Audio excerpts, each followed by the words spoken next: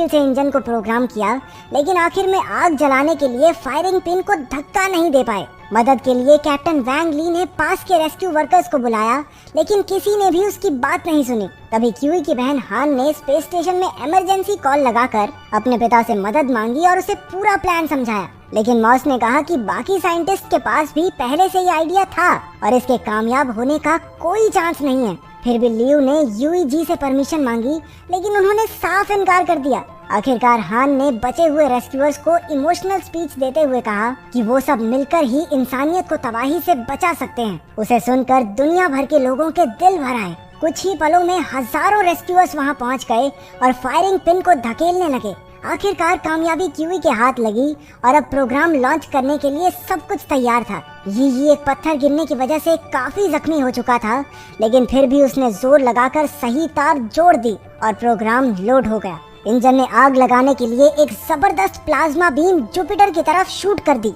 लेकिन इतनी कोशिश के बाद भी वो आग लगाने के एरिया से 5000 किलोमीटर पीछे ही रह गई।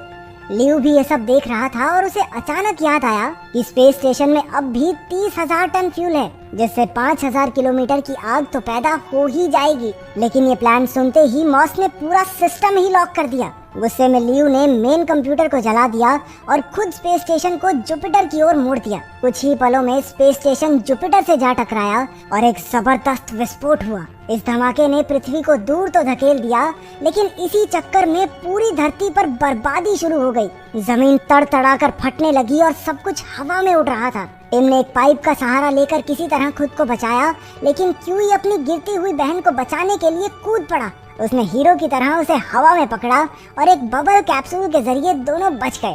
हालांकि गिरकर क्यूई का हेलमेट टूट गया, लेकिन उसने आंखें बंद करने से पहले देखा कि धरती इस तबाही से बच चुकी थी। इसके 3 साल बाद हमने देखा कि क्यूई अब एक ट्रक ड्राइवर बन चुका था और सभी अर्थ इंजन्स ने भी काम करना शुरू कर दिया है। अब पृथ्वी अपने नए सोलर सिस्टम की ओर बढ़ रही है, जहां जाकर एक बार फिर से खुशहाल जीवन की शुरुआत